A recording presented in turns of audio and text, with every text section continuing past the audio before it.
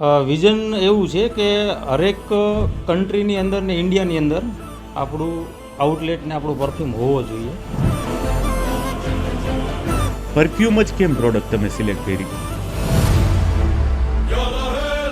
12 country ફરવા ગયો ત્યારે ત્યાંનો કોન્સેપ્ટ જે જોયો, માર્કેટ ગ્રો છે, ફ્યુચર છે, એટલે આપણે એક વસ્તુ એવું નક્કી કરીએ કે પરફ્યુમ સિલેક્શન કરીએ.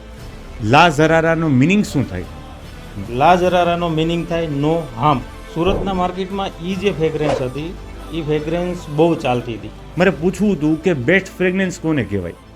બેસ્ટ ફ્રેગ્રન્સ એને કહેવાય કે તમારું માઇન્ડ સવારથી જે સાંજ સુધી કામ કરો છો જે ફિલ્ડની અંદર, અને તમારું માઇન્ડ જે ફ્રેશ રાખે એને બેસ્ટ ફ્રેગ્રન્સ કહેવાય. હાલની અંદર ઓરિએન્ટલ સ્મેલ એવી હોય છે કે જે તમે લેડીઝ અને જેન્ટ્સ બે યુઝ કરી શકે છે.